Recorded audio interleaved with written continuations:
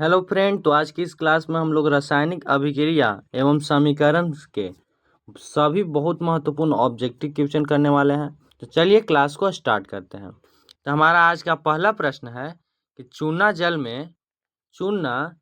में CO2 gas प्रवाहित करने पर क्या बनता है। चूना जल में CO2 प्रवाहित करने पर क्या बनता है।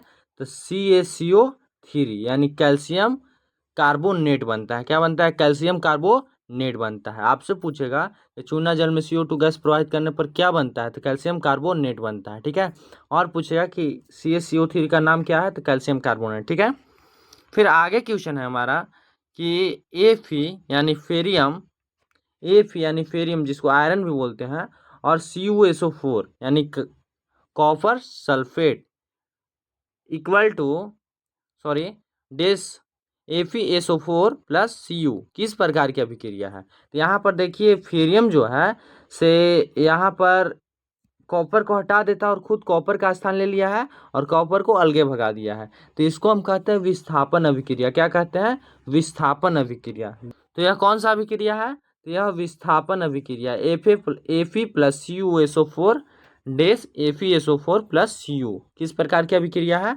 तो विस्थापन अभिक्रिया, याद रखिएगा आप सभी। फिर आगे क्वेश्चन है कि निम्न में कौन सी अपघटन अभिक्रिया है। निम्न में कौन सी अपघटन अभिक्रिया है। तो इसमें तो ऑप्शन दिया जाता है, और डायरेक्टली आप याद रखिएगा कि यह वाला अभिक्रिया जहां भी मिल जाए तो बोलना है कि यह कौन सा अभिक्रिया है। तो अपघटन अभिक्रिया 2KClO3 डेस 2KCl प्लस 3O2। ठीक है ना। फिर आगे क्वेश्चन है कि निम्न में कौन सी अभिक्रिया प्रकाश की उपस्थिति में होती है। पूछेगा आपसे कि कौन सी अभिक्रिया प्रकाश की उपस्थिति में होती है। तो आंसर क्या हो जाएगा? फोटोसिंथेसिस अभिक्रिया। कौन सा? फोटोसिंथेसिस अभिक्रिया, या इसे ही हिंदी में बोलते हैं प्रकाश संश्लेषण अभिक्रिया। कौन सा अभिक्रिया? प्रकाश संश्लेषण अभिक्रिया। ठीक है, आया, कोई दिक्कत नहीं होगा। फिर आगे क्वेश्चन है कि जिंक को गर्म करके किस धातु को विस्थापित किया जा सकता है। जिंक को गर्म करके किस धातु को विस्थापित किया जा सकता है। तो तांबा को विस्थापित किया जा सकता है। किसको? तांबा को। ठीक है। फिर आगे क्वेश्चन है कि निम्नलिखित में कौन सी अभिक्रिया रिएक्शन यौगिक निर्माण की है, यानी कंपाउंड का निर्माण की है। तो CaO प्लस H2O बराबर CaOH के होल ट्वाइस। ठीक है ना, याद हो जाएगा। फिर आगे हमारा प्रश्न है कि जिंक धातु और तांबे के सल्फेट विलयन की अभिक्रिया में कौन सी गैस निकलती है। जिंक धातु और तांबे के सल्फेट दोनों के विलयन की अभिक्रिया में कौन सा गैस निकलता है। तो कोई गैस नहीं निकलता है, याद रखिएगा, कोई गैस नहीं निकलता है। ठीक है ना। फिर आगे क्वेश्चन है कि FeSO4 फेरियम सल्फेट या आयरन सल्फेट भी बोलते हैं को गर्म करने पर कौन सा रंग दिखाई देता है। तो यह इसका आंसर हो जाएगा भूरा। कौन सा रंग? भूरा हो जाएगा। FeSO4 को गर्म करने पर कौन सा रंग दिखाई देता है? भूरा दिखाई देता है। ठीक है। फिर आगे क्वेश्चन है कि चूना जल दूधिया क्यों हो जाता है। चूना जल जो होता है सो दूधिया क्यों हो जाता है। तो CaCO3 के कारण। CaCO3 बनने के कारण चूना जल जो है सो दूधिया हो जाता है। समझ में आया? इसका नाम क्या है अभी बताएं हम आपको कमेंट करके बताना कि CaCO3 का नाम क्या है। फिर आगे क्वेश्चन है कि Cu copper plus AgNO3 dash CuNO3 whole twice plus Ag, यह किस प्रकार का अभिक्रिया है। तो सेम है, देखिए Cu है और यहाँ पर NO3 है। तो Ag को हटा के Cu खुद स्थान ले लिया। Ag का स्थान कौन लिया?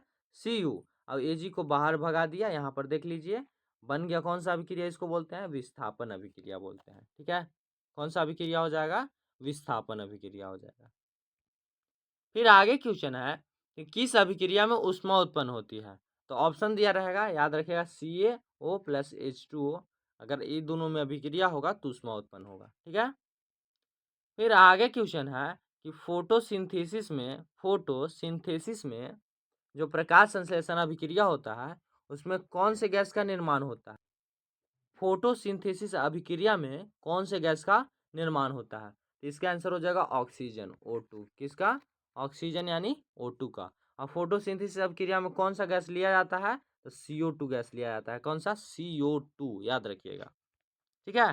फिर आगे क्वेश्चन है कि CH4 यानी मीथेन प्लस 2O2 डेस CO2 प्लस 2H2O में कौन अभिकारक है?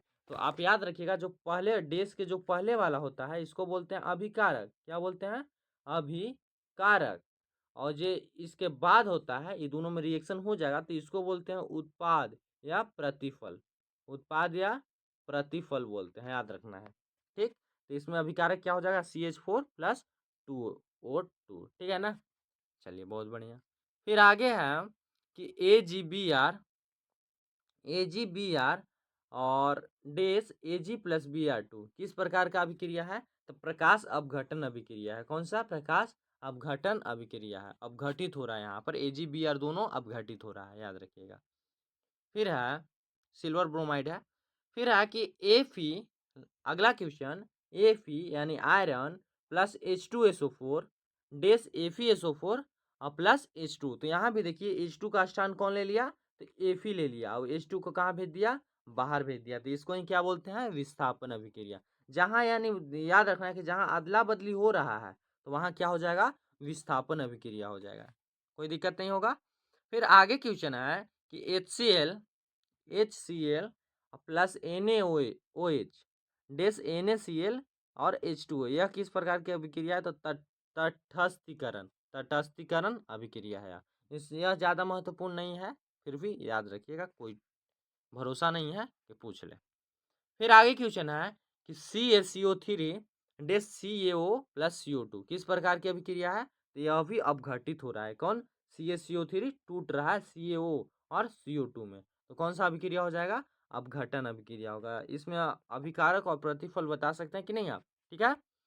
आगे क्वेश्चन है फिर कि Zn zinc plus 2HCl dash ZnCl2 plus what यानी कौन सा गैस आएगा? तो H2 निकल जाएगा, साफ दिखाई दे रहा है। Zn आ गया, Cl भी आ गया, 2 Cl था तो 2 Cl2 आ गया। यहाँ पर क्या हो जाएगा? H2 हो जाएगा। क्या हो जाएगा? H2 यानी हाइड्रोजन गैस निकलेगा, मुक्त होगा।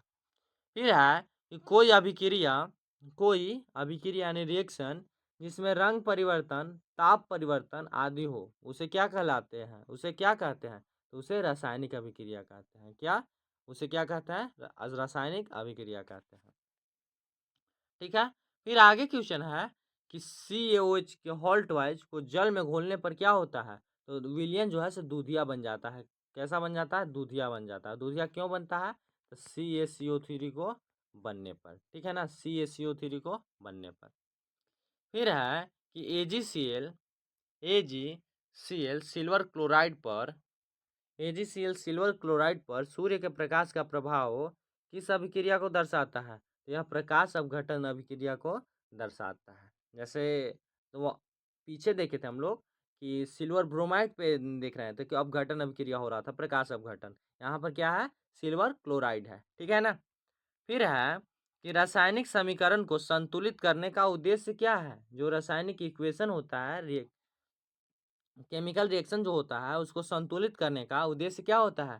तो द्रव्यमान संरक्षण का नियम को बनाए रखने के लिए हमको रासायनिक समीकरण को संतुलित करना रहता है। पूछेगा आपसे कि द्रव्यमान संरक्षण का नियम क्या है? तो द्रव्यमान संरक्षण के नियम के अनुसार किसी भी वस्तु के द्रव्यमान को ना तो हम नष्ट कर सकते हैं और ना ही ला सकते हैं। ठीक है ना, कोई दिक्कत नहीं होगा। तो चलिए मिलते हैं अगले क्लास में, तब तक के लिए जय हिंद, जय भारत।